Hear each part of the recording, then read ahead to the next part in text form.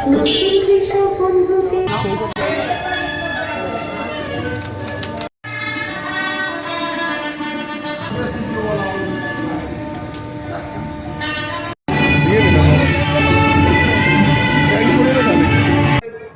অনুযায়ী এই মাসের 18 তারিখ সিঙ্গুরে পদার্পণ করতে চলেছেন প্রধানমন্ত্রী নরেন্দ্র মোদী। কিন্তু তার আগেই এই শীতের সকালেই তৃণমূল বেরিয়েছে ওয়ার্ডে ওয়ার্ডে উন্নয়নের পাঁচালীকে নিয়ে।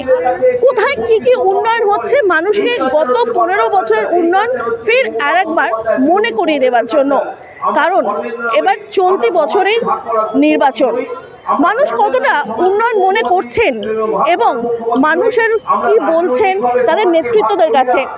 আমি দাঁড়িয়ে আছি 11 নম্বর ওয়ার্ড হিমনগরে, সেখানে চলছে উন্নয়নের পাঁচালী। কি বলছেন নেতৃত্বরা দেখে নিন। উন্নয়নের গৌরব উজ্জ্বল 15 বছর। বাংলার মুখ্যমন্ত্রী মমতা বন্দ্যোপাধ্যায় 2011 থেকে আজকে 2025-26 আজ 10 তারিখ। তাই এই যে 15 বছর গৌরব উজ্জ্বল বাংলা, যে বাংলাতে আপনারা জানেন জন্ম থেকে মৃত্যু পর্যন্ত এত প্রকল্প দিয়েছেন, 80টির উপর প্রকল্প, যে প্রকল্প একটা না একটা আমাদের বাড়িতে কিন্তু পৌঁছে গেছে।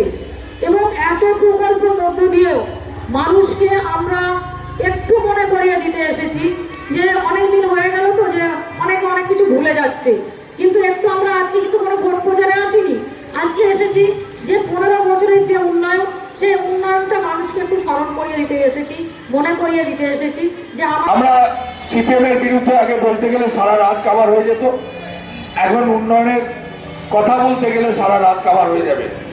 আমি শুধু আপনাদের কাছে বলতে আসি যে করোনা কালে আপনারা দেখেছেন, যে কোনো আজকের ব্যাপারে দেখেছেন, আমরা তৃণমূল কংগ্রেস আপনাদের সঙ্গে আছি। যে 2009 সালে পৌরসভায় আমরা ক্ষমতায় আসার পরে 2009 থেকে 11 দু বছর আমাদের কোনো কাজ করতে পারিনি আমরা, যেহেতু বামফ্রন্ট সরকার ছিল। বামফ্রন্ট সরকার আমাদের কোনো রকম সহযোগিতা করেনি। এই অবস্থার মধ্যে 2011-এ মমতা বন্দ্যোপাধ্যায়ের নেতৃত্বে যখন পশ্চিমবঙ্গে মামাটি মানুষের সরকার ক্ষমতায় এলো, সেই সময় রাজনীতিতে আপনারা জানেন যে তখন এটা 11 নম্বর ওয়ার্ড ছিল না, তখন এটা 13 নম্বর ওয়ার্ড ছিল। ভাই হ্যাঁ হ্যাঁ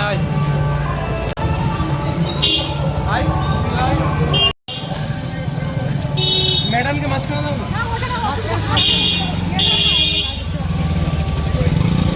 শুনুন, আমরা আজকে ভোট এখন অনেক দেরি আছে, আমরা ভোটের জন্য যাচ্ছি না।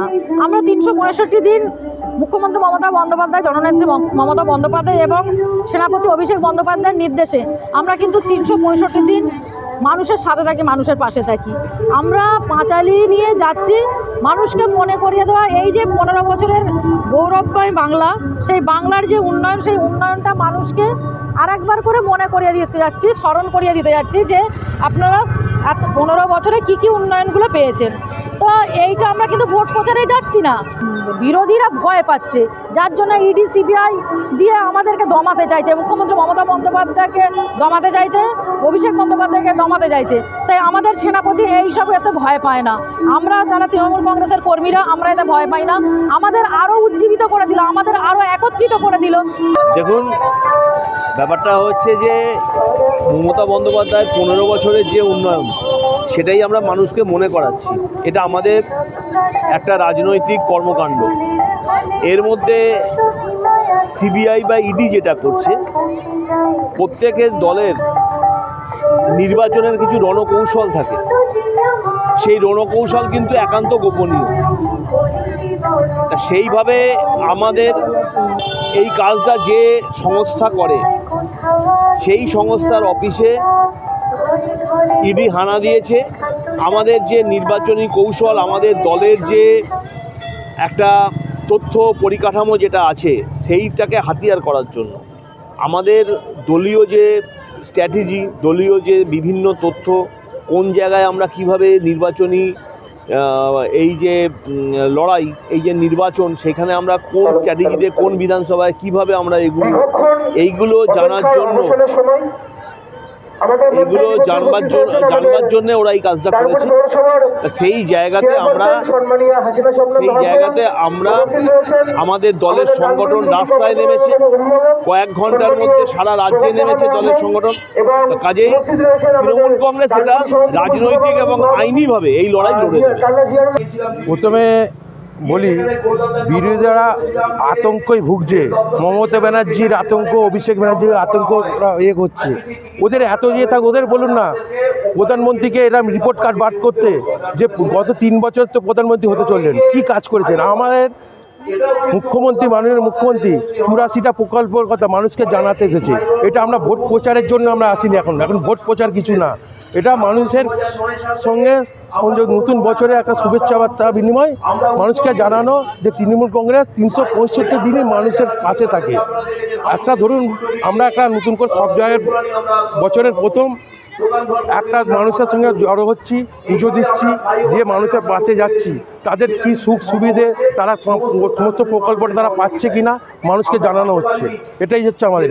আর বিরোধীরা কাজই হচ্ছে ভোট এলেই ইডি সিবিআই নিয়ে আমাদের ওপর করা, এছাড়া তার কোনো নেই। আজ পর্যন্ত একটা কোনো তথ্য প্রমাণ করতে পেরেছেন বিরোধী? কে বিরোধী? এখন বাংলায় কোনো বিরোধী এবারে আসবে না। আমরা এবারে 240টার সিট নিয়ে আসবো আমার বিধানসভায়। সূত্রে খবর 18 তারিখ সিঙ্গুরে প্রধানমন্ত্রী আসতে চলেছে, কিভাবে দেখছেন? প্রধানমন্ত্রী আসতেই পারেন, দেশের প্রধানমন্ত্রী আসতেই পারেন। উনি তো পরিচয় পাখি, যখন ভোট এলে উনি আসেন। আসুন, এসে ঘুরে যান, বাংলার দেখে যান, বাংলার উন্নয়নটি দেখে যান কী করেছে তৃণমূল। আর আমরা 15 বছরে আমরা দেখতে পাচ্ছি না যে প্রধানমন্ত্রীর কোনো উন্নয়ন, পশ্চিমবাংলার জন্য কিছু উন্নয়ন কিনা। উনি খালি ধর্মের সুবিধে উনি খালি করেন, হিন্দু মুসলিম ওনারে। ওনাকে কোনোদিন উন্নয়ন না বলতে দেখলাম যে এই উন্নয়ন করেছেন। ঠিক সেখানেই ইডি একদম দিল্লি থেকে এসে নথিপত্র নিয়ে দিল্লি চলে যাচ্ছে, বিভিন্ন অভিযোগ। কীভাবে দেখছেন বিষয়টা? অ্যাকচুয়াল দিদিমণি একটি স্লোগান দিয়েছে আমাদের অভিষেক বন্দ্যোপাধ্যায়, যে যতই করো হামলা আমার ক্ষমতায় বাংলা। সিগারেটের প্যাকেটে লেখা থাকে যে সিগারেট খাওয়া স্বাস্থ্যপক্ষে ক্ষতিকর, কিন্তু সিগারেটের সেল বেড়ে যাচ্ছে। ইডি সিবিআই যত আসবে, তৃণমূল কংগ্রেসের ভোটের অঙ্ক আরও বাড়বে, সিটের সংখ্যা আরও বাড়বে। এসব দিয়ে ইডি সিবিআই দিয়ে তৃণমূলকে দমানো যাবে না। যারা বিভিন্ন এলাকায় আপনারা উন্নয়নের পাঁচালী নিয়ে যেমন ঘুরছেন, সেরকম ইডি বিভিন্ন জায়গায় তল্লাশি করে বিভিন্ন নথিপত্র সংগ্রহ করছে। পুরো বিষয়টাকে কিভাবে দেখছেন? দেখুন, আজকে মুখ্যমন্ত্রী এবং অভিষেক বন্দ্যোপাধ্যায়ের নির্দেশে আমরা আজকে উন্নয়নের পাঁচালী নিয়ে মানুষের দরবারে এসেছি। অতএব ওরা তো এটা করবেই, কারণ ওরা তো ভোট পাখি। ওরা সিজনাল আসে, এই শীতের সময় যেরকম পরিযায়ী পাখিরা আসে, 26-এ ইলেকশন ওরাও আসবে। আজকে ওরা যতই পাঠাক ইডি, 26-এ বাংলায় আবার দিবি।